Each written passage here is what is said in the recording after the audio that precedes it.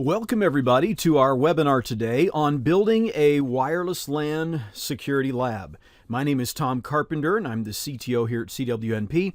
And as many of you probably know, we have just released a brand new version of the CWSP exam, yesterday in fact. And we have offered several webinars to help you prepare for that exam and get an understanding of issues related to security. So in this particular webinar, for about 30 minutes or so, we're going to be talking about some of the ways that you can build a wireless LAN security lab. Now, some things are free, some things you have to buy. We always try to help you find those things to build your own lab for practice and preparation for our exams. This information can also be useful if you're teaching others how to prepare for the CWSP certification. Now, we will have a later webinar coming up in just a couple of weeks, and I'll tell you more about that later, when we'll be covering specifically preparation for the CWSP certification.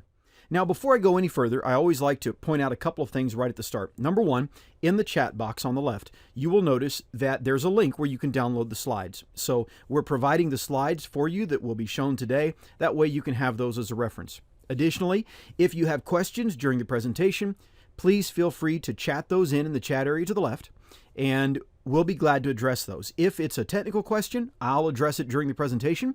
If it is an organizational or product type question, then we have team members on with us who will be able to answer that question in the chat area. So do take advantage of that while you're with us today.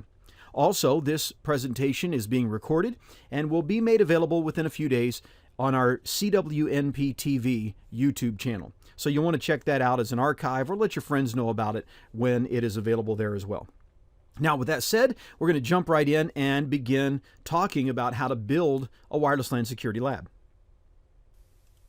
So the first thing we want to talk about is what we're going to talk about. We'll look at really two perspectives as far as things you need to acquire, and then we'll talk about some labs that you might want to perform. So the two perspectives of things you need to acquire, of course, are hardware and software.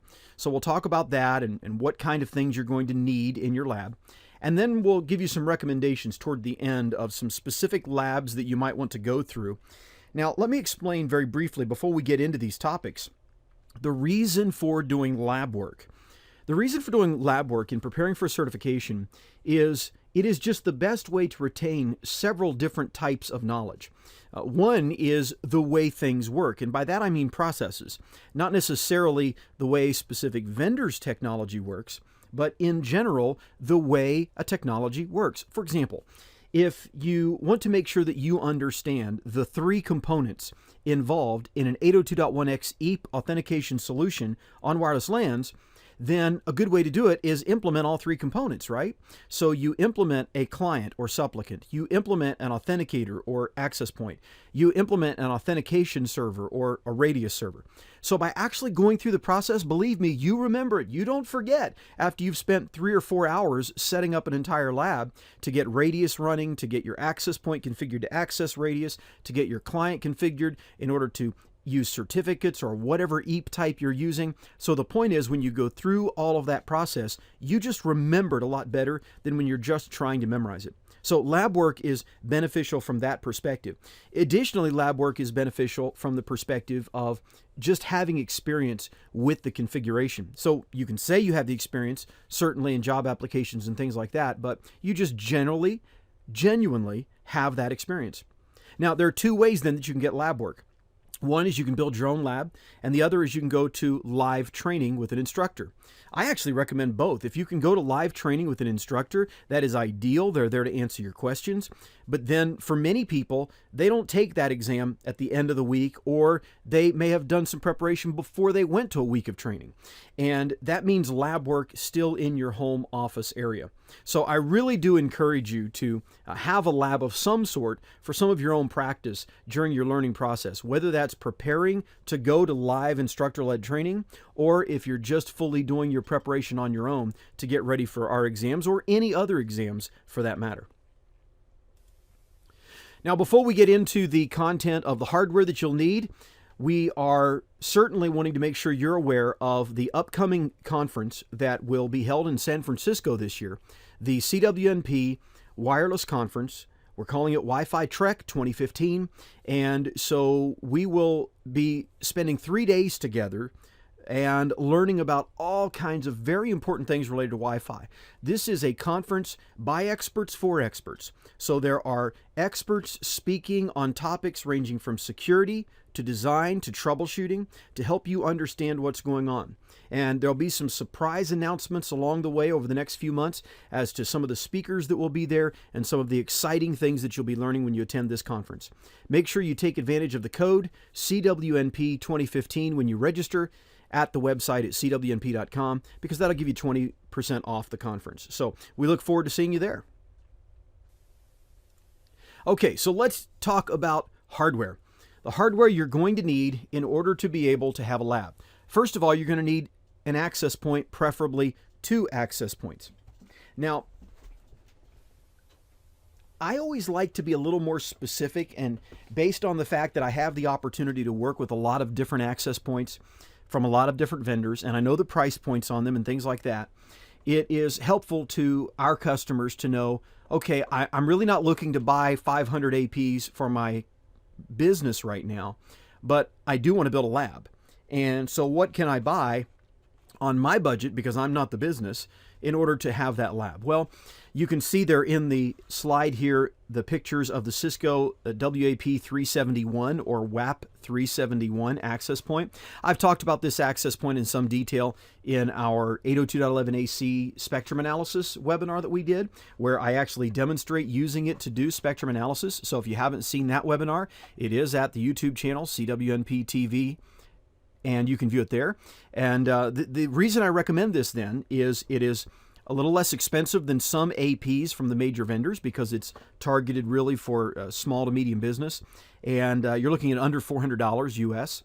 And this access point, again, WAP 371, is going to give you protocol analysis built in, and it is a 3x3x3 802.11ac access point. So if you can get 1 or 2 of these in your lab, that would obviously be ideal. There are other options. You can implement consumer grade gear and use that to build your lab. For example, you can get a couple of different wireless routers from ASUS that support open source firmware. So you can get OpenWRT and these types of things.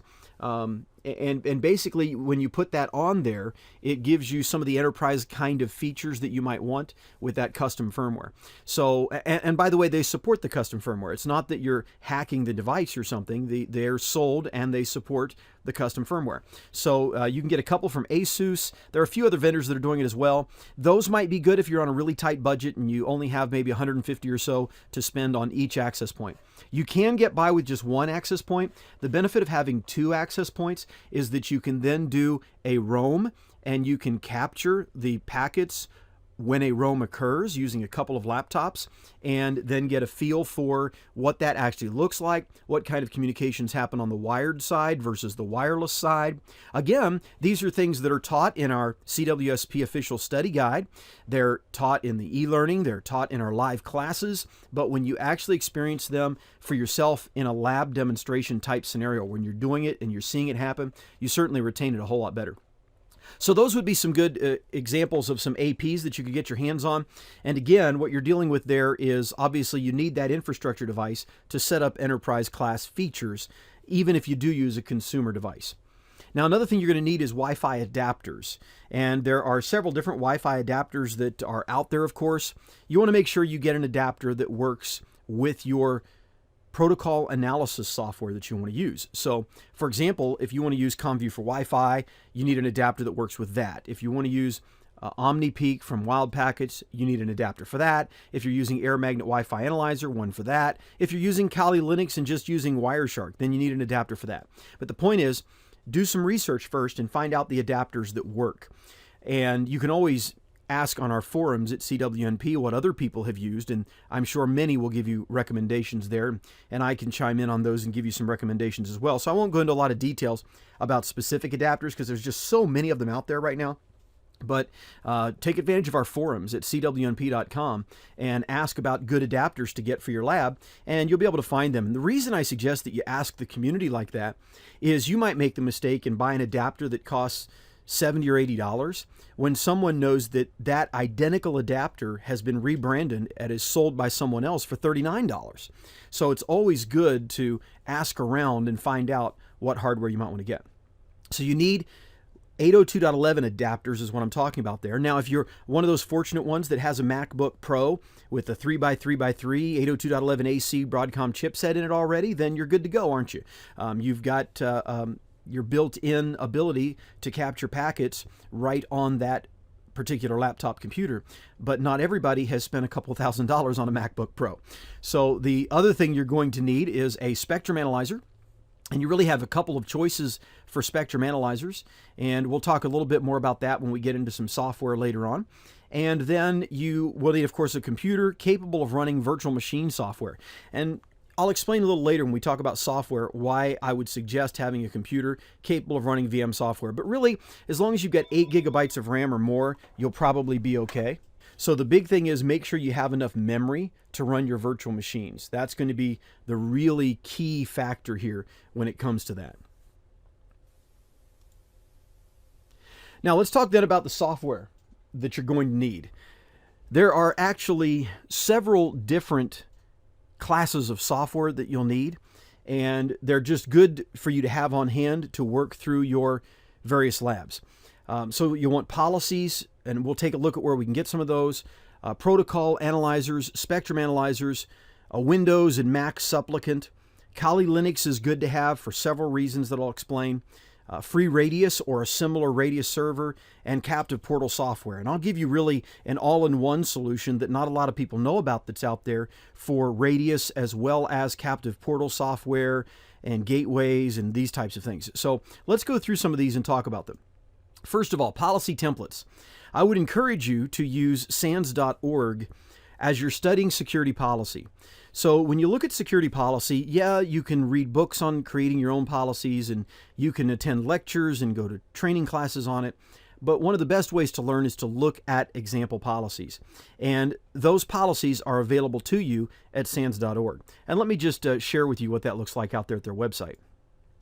So here we are looking at the sans.org website, and the place you want to go is over here under Resources, and then in Resources, select Security Policy Project.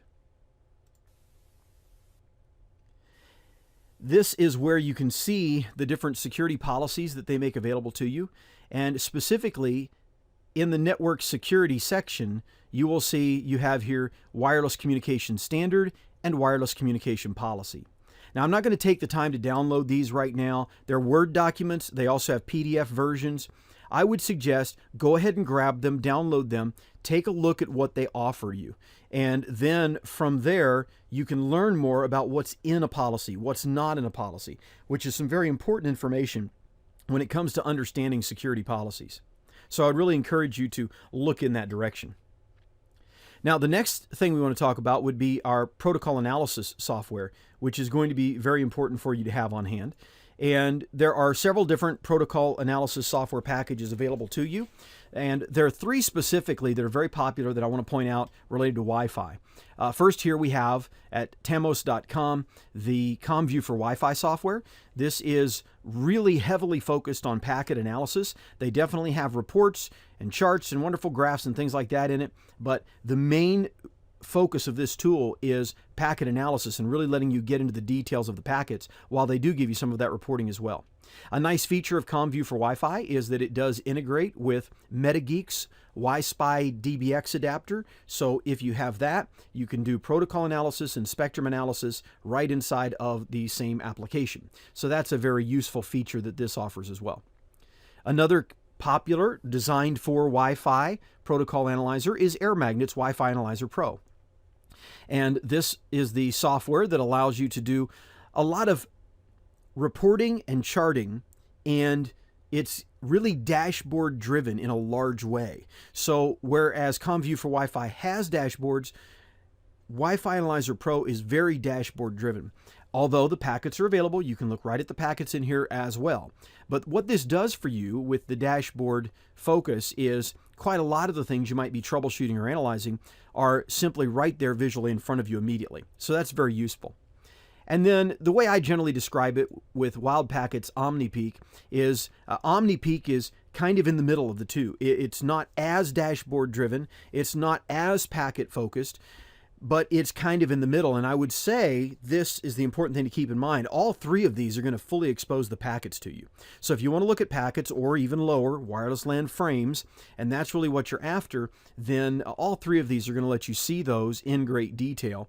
And all three of them are going to have some reporting, and the reporting will simply vary.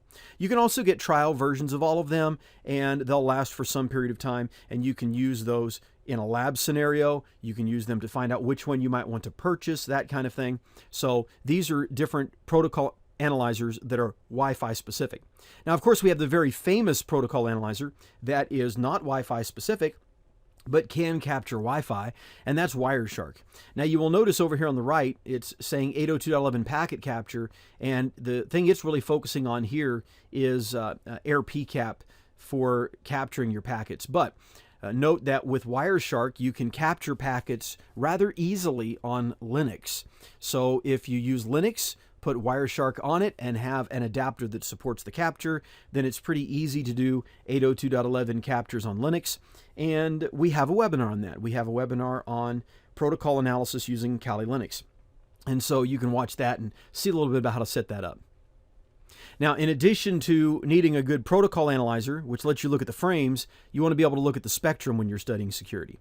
And so the first one here is Air Magnet Spectrum XT. And this is a software program that allows you to look at what's going on in the RF space. So rather than looking at frames, you're looking at energy. And you're actually seeing this energy in the RF space. And you can see the utilization going on in the channel. You can see which channels are in use, which frequencies specifically are in use, which of course leads up to channels. And so you can get really good information from them from a spectrum analysis perspective.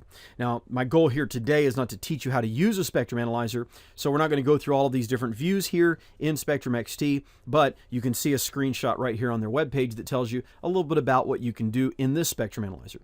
And another one that we have is MetaGeek's Wi-Spy DBX.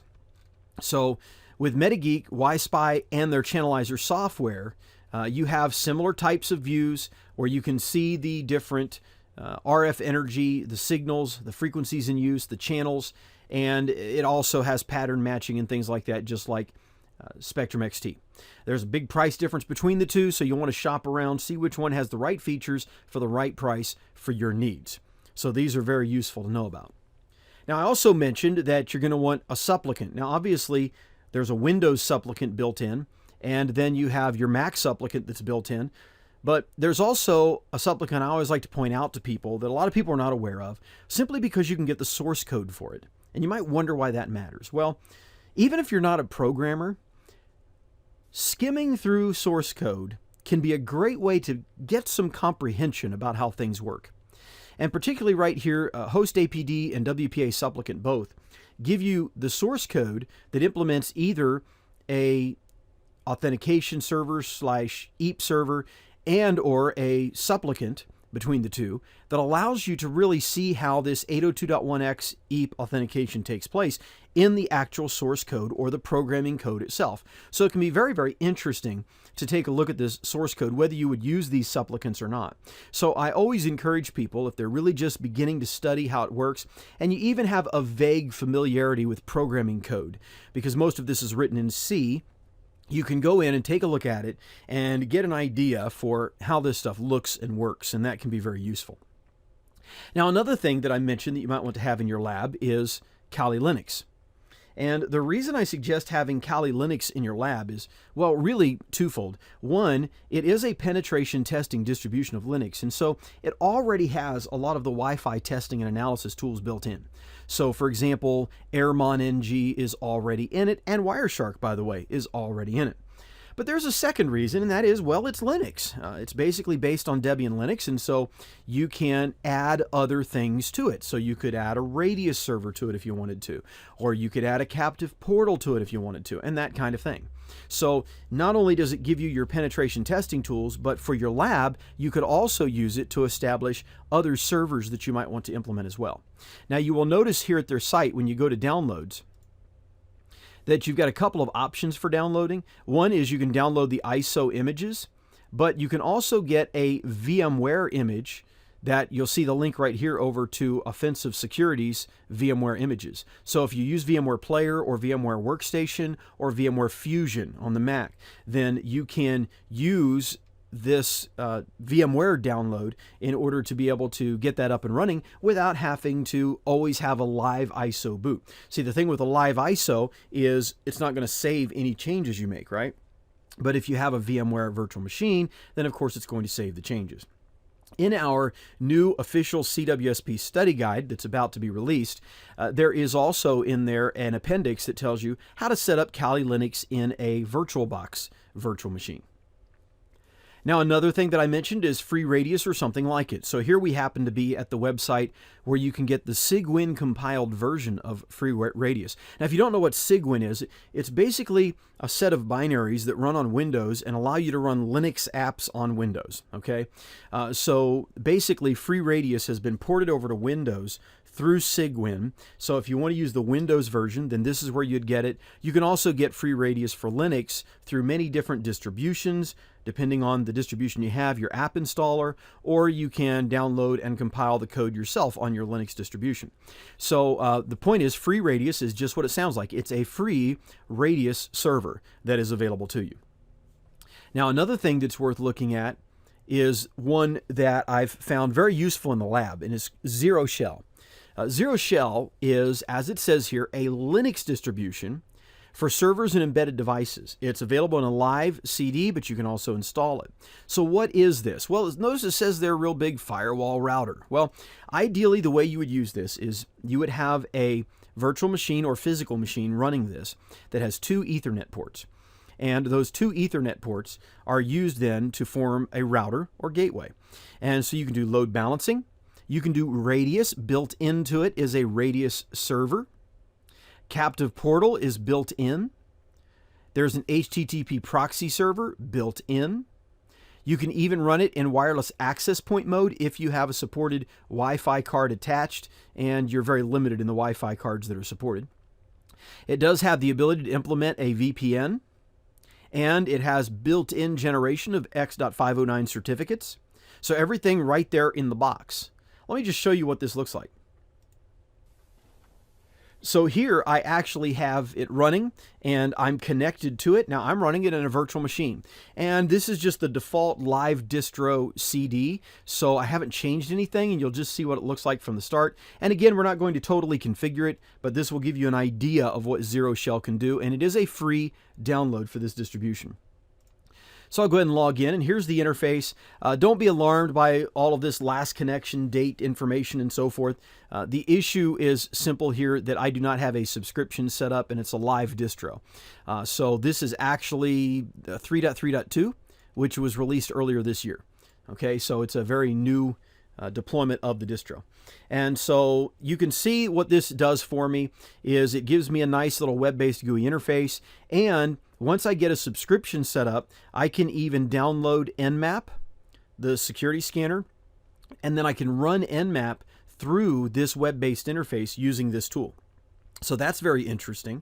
I can install the Squid cache proxy. I can install Dan's Guardian for web content filtering.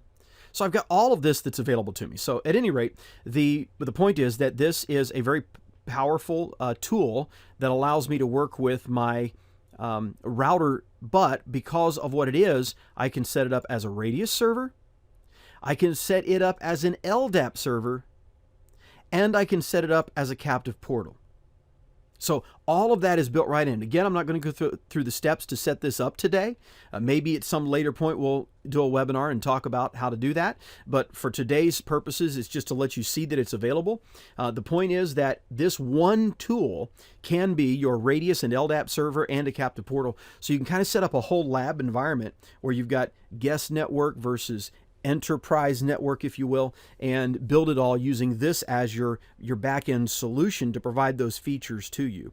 So very useful from that perspective. And again, it also has the ability to set itself up as a VPN server so that you can test VPN issues. And guess what?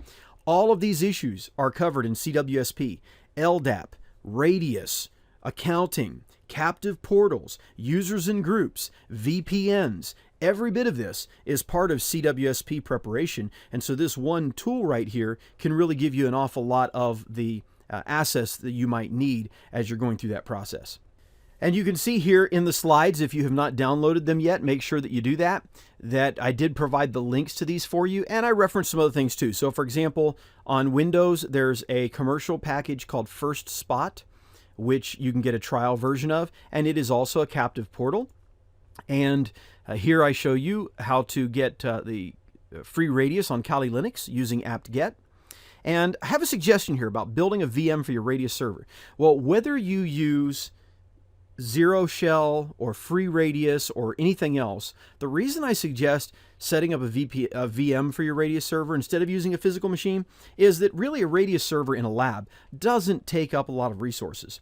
And so you could set up a 512 megabyte Linux virtual machine if you wanted to and make it a radius server. And actually Zero Shell runs pretty good with a gigabyte of RAM.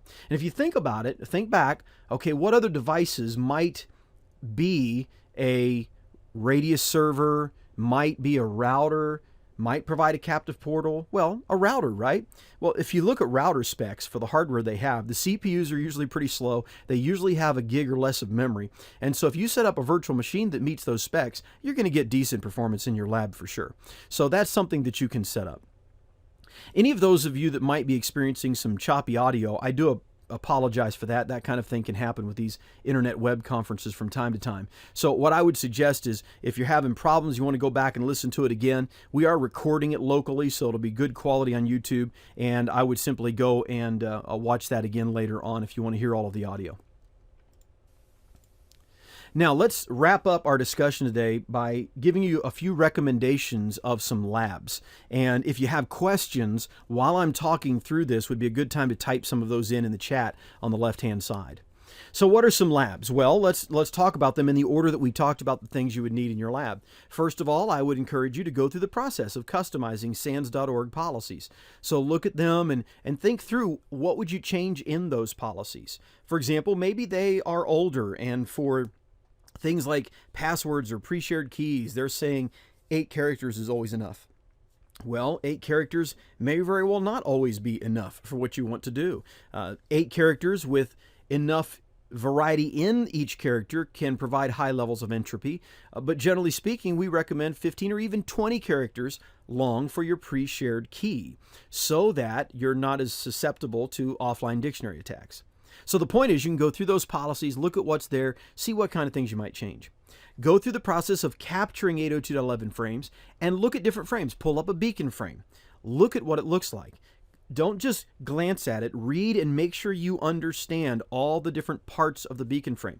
Particularly for purposes of CWSP, focus in on the Robust Security Network Information Element, the RSNIE. A lot of information in that area about security. So make sure that when you capture a frame, you study that section specifically. Monitoring the RF space. So do a spectrum capture. Take a look at different things. If you have different devices, fire up your spectrum analyzer and then fire up those devices. Fire up a Bluetooth device. What does it look like? Fire up a video camera. What does it look like? Anything you have that you might be able to do, go ahead and use that in that way. Configuring WPA2 personal. Go through the process of setting that up if you haven't before. That one's pretty easy. Most of us have done that even on our home networks. But what about cracking WPA2 personal with, in other words, a weak pre-shared key? So set up WPA2 personal in a lab intentionally with a weak pre-shared key, like maybe the word horse. Then go through the process using Kali Linux in a virtual machine. You can do everything to crack WPA2 personal. Go through that process because it really helps you to retain the information and knowledge related to it. Go through the process of configuring WPA2 Enterprise. How am I going to do that? Well, I could do it with Zero Shell, right? It can be my radius server. It can be my LDAP server. It can have everything there that I need. And you'll see that, by the way, Zero Shell supports a lot of different EAP types.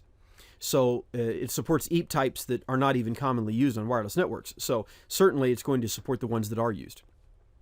And then finally, look at implementing a captive portal. Again, you could do that with Zero Shell or some other tool.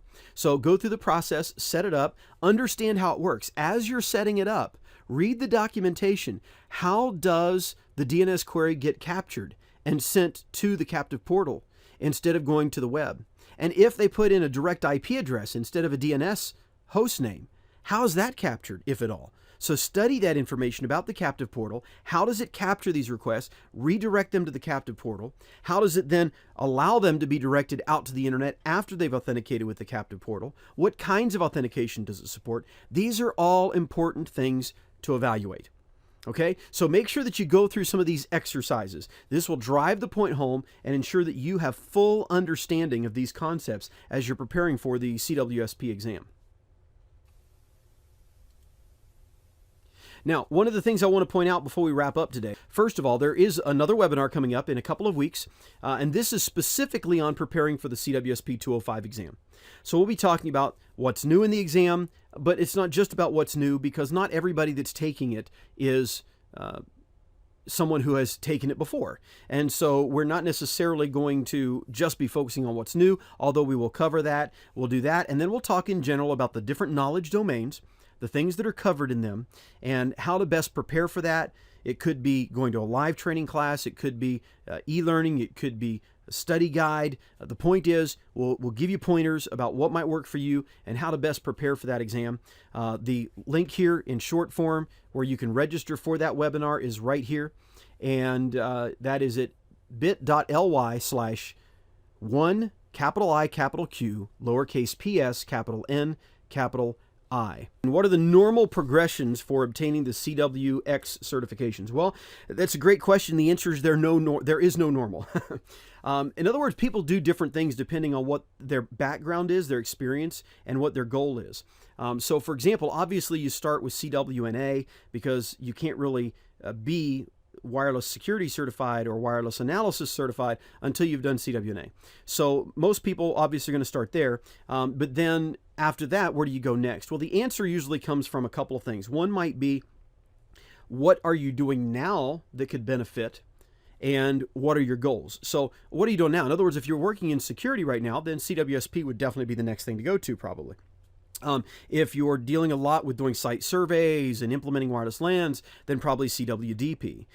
If somebody else built the network and now you have to support it, then CWAP for troubleshooting would probably be the next step. So, and really that's a good way to divide them. Remember, CWAP is ultimately about analysis or troubleshooting. CWDP is about designing and implementing, so building the wireless network. CWSP is about securing or testing the security of a wireless network. And so when you think of it in those ways, what you're doing now can really drive your decision in the direction you want to go there.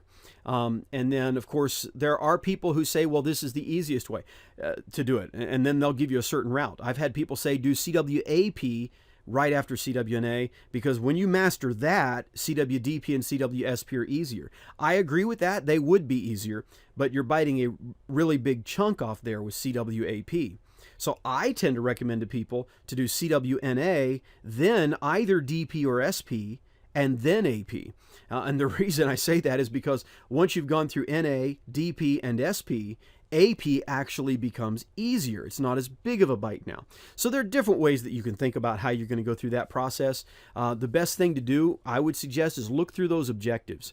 And based on those objectives, if it's really arbitrary to you, in other words, you can pick any route, then look through those objectives. And from that, ask yourself, what is going to be the easiest way for me, layer upon layer, to learn this information and get to my end goal, which hopefully is a CWNE, the Certified Wireless Network Expert. Okay?